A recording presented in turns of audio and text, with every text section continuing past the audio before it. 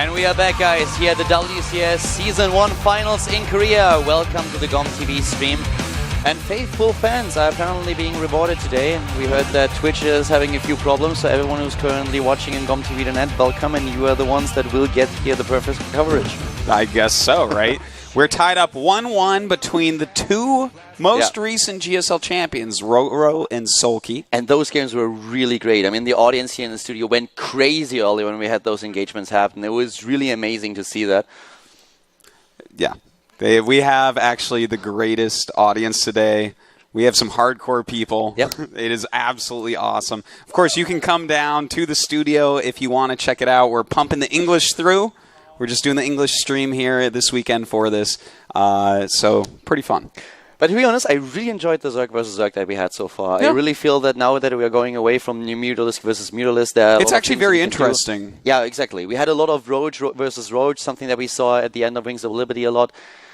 But it's a different Ro8 versus Ro8 than what it used to be, right? Because it used to be, okay, how quickly are you going to attack with your roaches, and then who got infestors, but were they too greedy getting the infestors? And then it was just, who has more infestors? Then it was, okay, now we have broodlords and infestors, and this is boring.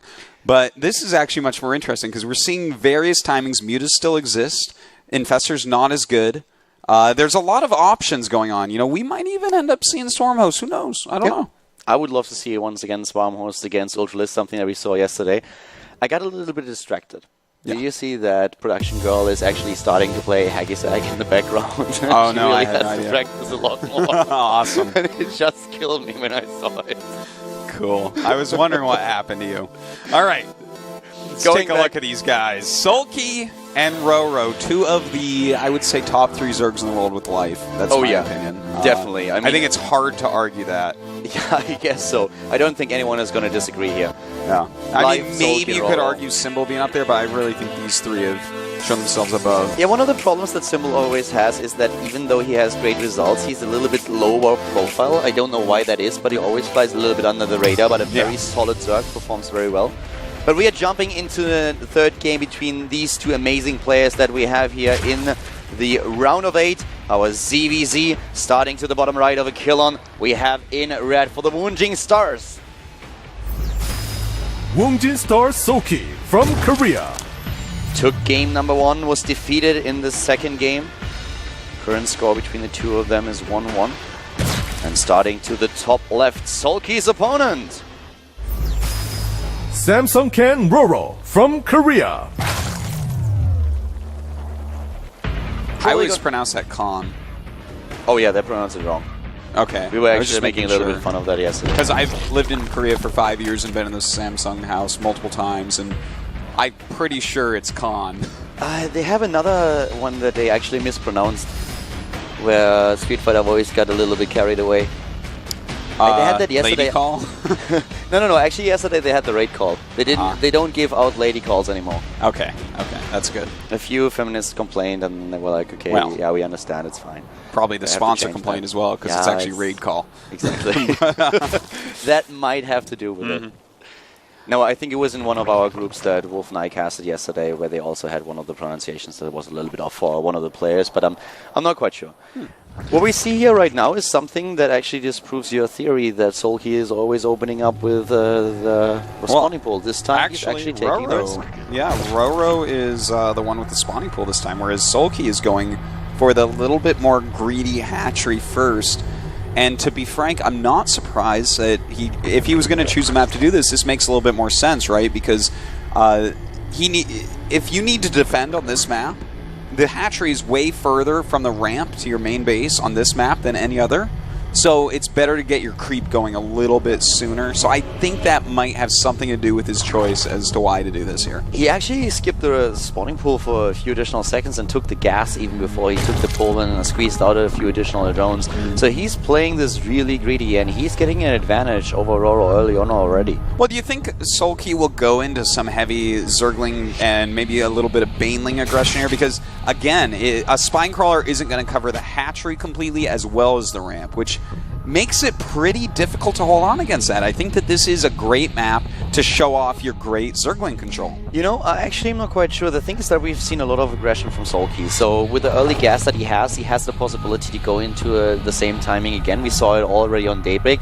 So I feel that he's definitely trying to run with the earlier gas and do something.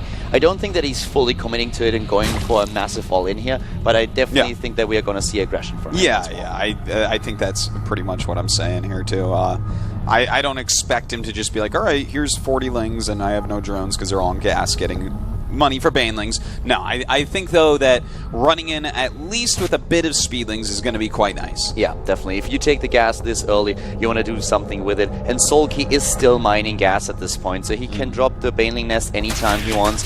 Speed is already halfway done, and he will definitely have the chance here to do a lot of damage. And he already builds the Zerglings as expected, so he wants to go for it once more. Yeah, and it kind of makes sense too. You know, the Queen is not going to be able to retreat to the ramp very quickly at all, which can be a very big deal. You know, a lot of times just 2 Queens jump on the ramp real quick and bam, they're safe. They can't be surrounded. But he has a good chance of running in there, sniping a Queen, maybe getting a drone or 2, forcing a lot of lings out. He's actually hiding them and he's saving them. He's not moving out right away. This is very similar to what we see players like Hyun do, especially the TSL Zergs, and Hyun most of all is one of those players who goes to 50 between 20 drones and then just goes for a massive amount of speedlings. Hey, you know that thing when I was saying, well, I don't think he's going to go 40 lings.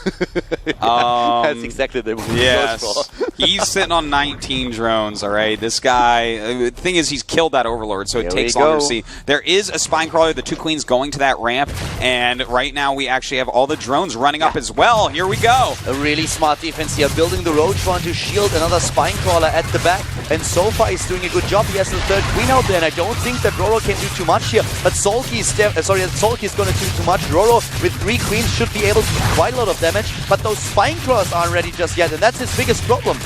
And a nice transfuse does go down, but he's having to use drones here, so he's losing quite a few at the moment. He's going to use up all this Queen energy as well. Down goes that Queen that had almost a transfuse, and it looks like he's going to break another, and in fact, he is going to kill off all these lings and this Queen as well.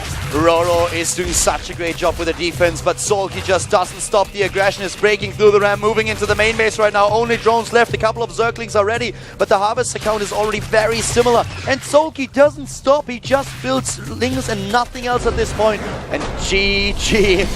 Well done, well done. You know, again, this map, above all others, is going to be good for a strategy like that. That hatchery is so far away. We saw that there was no good SimCity. We saw, for instance, on Daybreak. Look at the SimCity that happened with Ro8, even though he ended up losing a lot of drones anyways. He had buildings everywhere blocking everything. Here, you can't do that. We had this... Well, you actually you can do it a little bit different. What we had yesterday, one of the possible defense that you have if you see that coming is you build the Spinecrawlers right at the ramp, like at the bottom. What we saw a few players do was instead of getting that Ro8 run, just using the minerals to get 3 Spinecrawlers right away. Then you have 3 Spinecrawlers just waiting there. You have the Queens blocking the ramp, and the Zerg player that is taking the aggression has suddenly to make a decision. Either take the Spinecrawlers, which helps the defender to get more units out, or go for the Queens immediately. And if you attack the Spinecrawlers and the Queens already build up additional energy that they can use for transfuses, but Solky completely overpowered. You know, I got to say, the beautiful thing about Solky's strategy is it takes longer for a Spinecrawler to build than for Zerglings to run across the map. So there was no way for Ro8 to truly know. And if he just builds 3 blind and Solky made like 10 speedlings, Solky laughs. You don't build them blind. You build them as soon as you see them move out. And then you can hold that. I wonder if he would have been able to actually hold there. That was 40 lings barreling down. No, it's really a lot. I mean, that's a very aggressive strategy, but that's one of the responses that you have as a Zerg that you can go for. We've seen it yesterday in the ZVZs, but we are actually jumping from game into game right away. We have game 4 already nice and live. Quick, huh? Oh my god. I like it. Going into the game right now, and the map is Neoplanet S.